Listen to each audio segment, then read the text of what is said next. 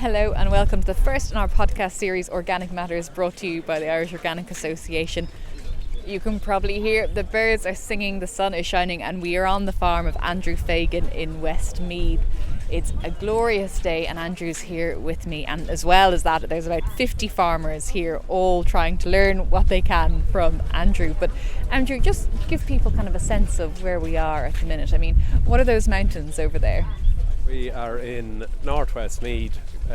Castletown Finney is the area. The hills behind us are the Hill and Wheel, and Mullameen is down further, and the Rock of Curry is here above us. And when did you decide that you wanted to be an organic farmer? I decided in 2015 to go into it when the scheme opened. So we had thought about it before, so we decided to go ahead. We had thought about where food or how food was being produced conventionally, so we thought it would be a better way going forward, I suppose, for the farm.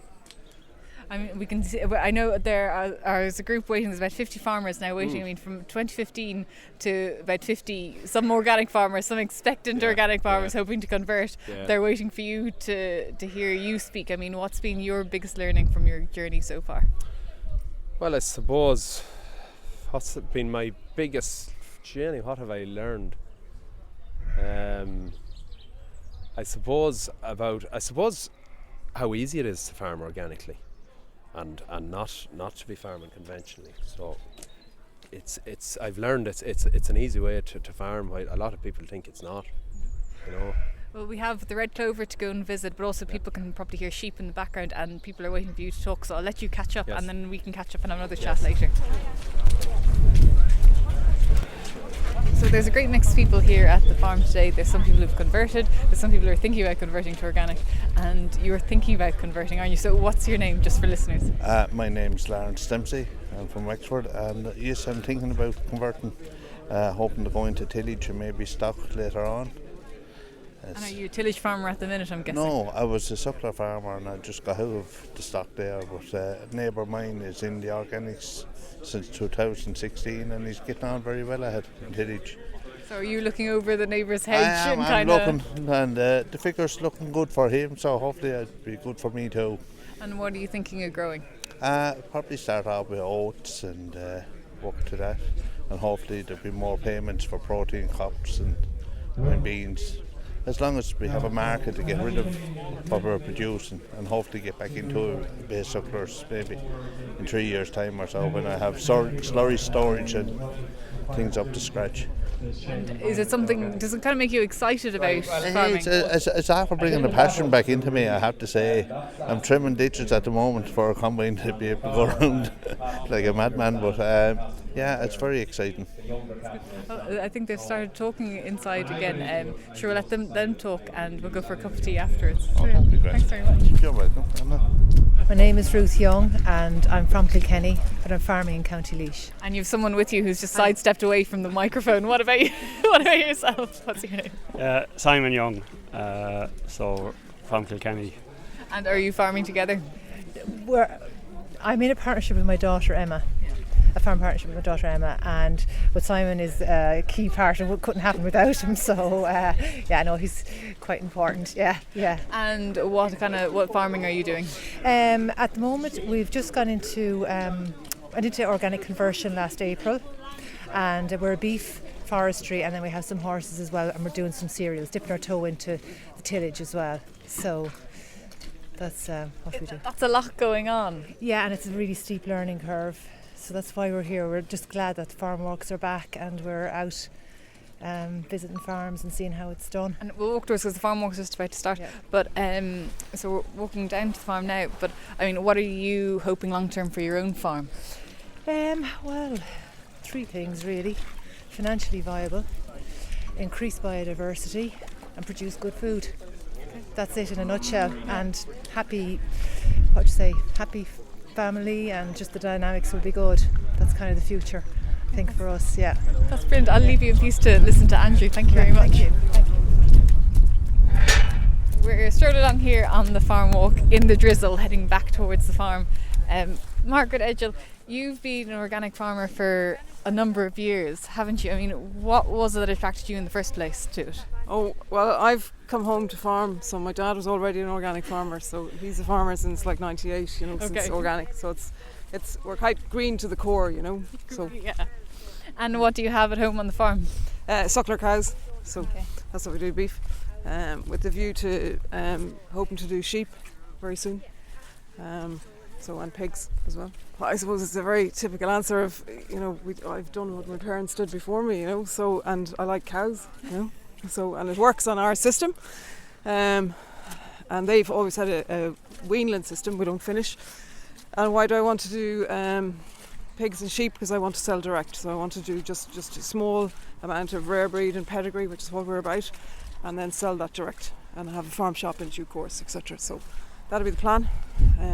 And similarly with our beef, you know, to have a small number that we can finish. But this is, you know, it's not going to happen this year. I'll buy the stock, but it'll be a bit longer before I'm actually in a position where I can, you know, butcher it and all that kind of jargon, you know. And in terms of what you've seen here today, I mean, it's a gorgeous farm and he's doing a lot of things. I mean, what stood out for you?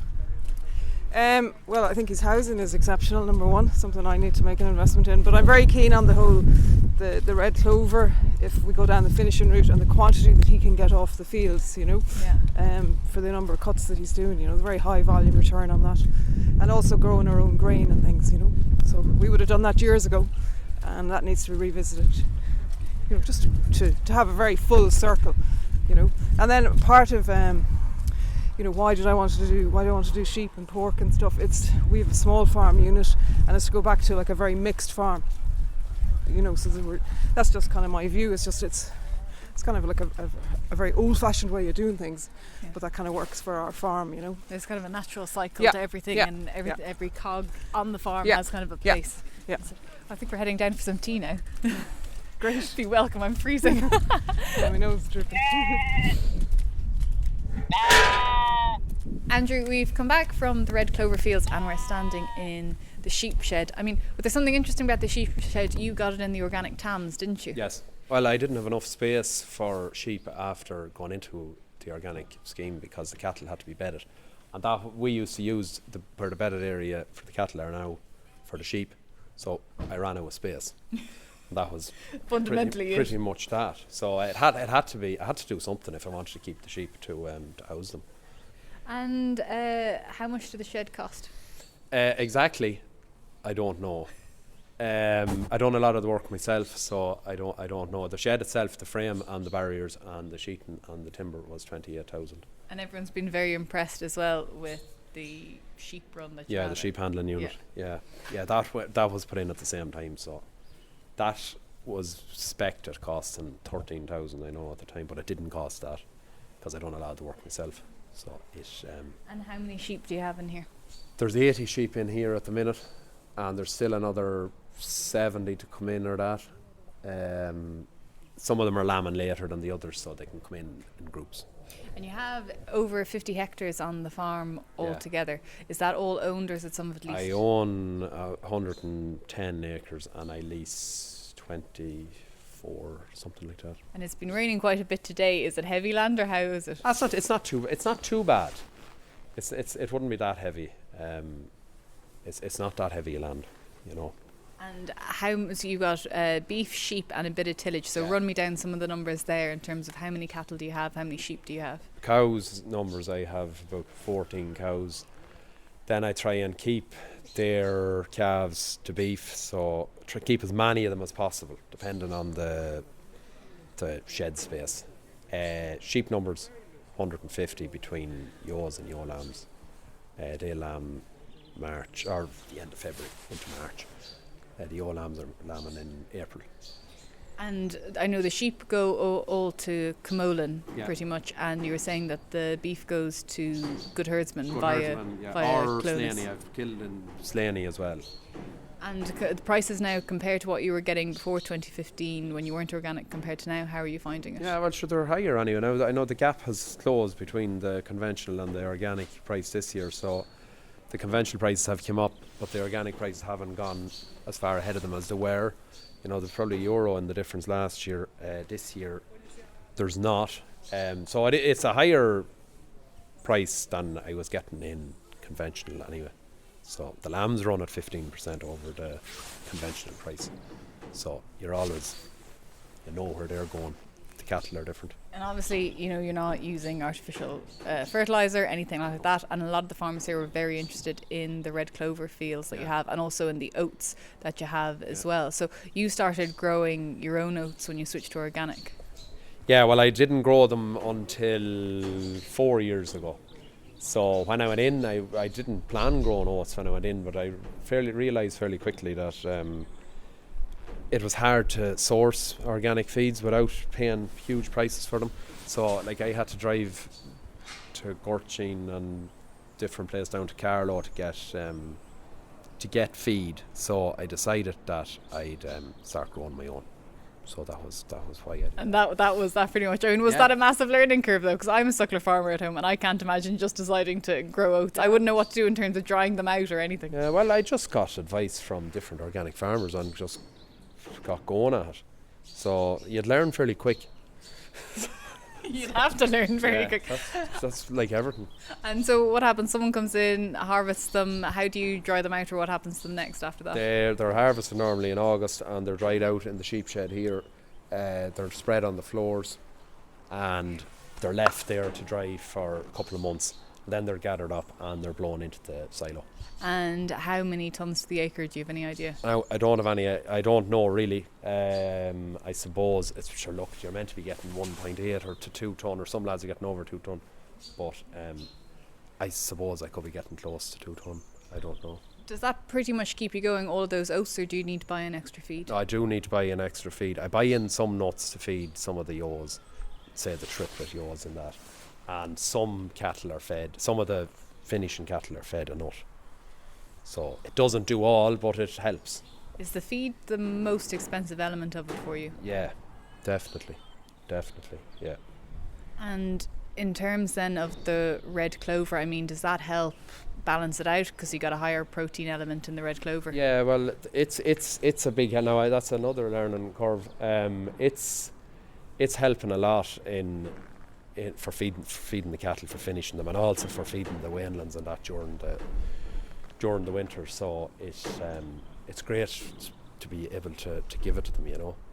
And you just talked there about kind of getting advice from other organic farmers, and it seems like quite a close-knit community. Is that an important element of it? Yeah, no, they are. They're normally very helpful anyway, and a lot of people know a lot of people in it. You know, it's all linked. So it's been good that way, and they don't mind giving you advice, which is a great help. You know, so. And there's a lot of organic farmers here, some certified, some aren't certified. Would you have any advice for them going forward? Well, sure, I suppose visit as many farms as possible to see what they're doing, and will it suit the system that they're thinking of going into. So that's about it, and see what markets are there where they're going to be bringing their beef or their lamb or their cereals or whatever they're doing. Andrew, thank you very much for that. Well, I think that might be all that we have time for today. If you've been listening at home, thank you very much for tuning in. And remember that this is just the first in our series, the Organic Matters podcast, brought to you by the Irish Organic Association.